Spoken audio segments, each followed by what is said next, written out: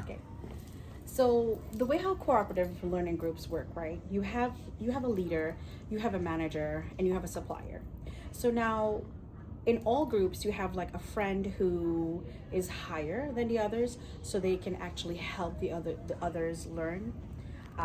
The way how this works is that everyone has a role, so everybody feels like they are included, and it helps with communication and collaboration. So say for instance, like we're having like story time and we're reading, they can converse with each other, they can relate to real life situations. They can come back together and say, well, this is what I know. We're learning today about services, we're learning about goods and services. What is a good, what is a service? So you talk to your friend, I'm sharing our papers for that particular assignment. Then you have your supplier. The supplier is one of the other friends who goes and get the work, bring it to the desk. Now sometimes you have friends who don't understand what to do. You have now the leader. The leader tells the friend, hey, this is what this means, this is what you do. Now they're actually mimicking what the teacher is telling the children what to do, right? So the leader acts as like a mini teacher, and they kind of like helps the children understand what it is that we're doing.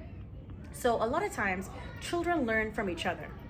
Peer learning is very imperative, and peer children tend to learn faster from other children. So a lot of times there are children who gets it from the teacher. Sometimes there's some children who don't get it, and they're afraid to even say, hey, how do you do this? Raise their hand, or they're shy or timid.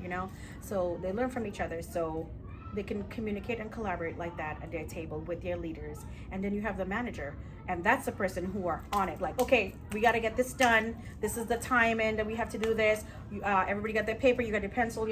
So they're like the structure of the group that's bringing everything together so everything could be cohesive. One good thing about I learned about my groups is that my theme in my classroom, it's space. So they were able to come up with their own names for their themes. So this year I have Sun, Moon, Earth, and Mars. They name their own teams. We go on like battles. Which team gets the most points? They get like rewards at the end of the week. And these are incentives for them for learning, and these are incentives for like trying to put your best foot forward, trying to make sure that you get it right and that you're learning at the same time. You're learning and you're having fun. So say for instance, like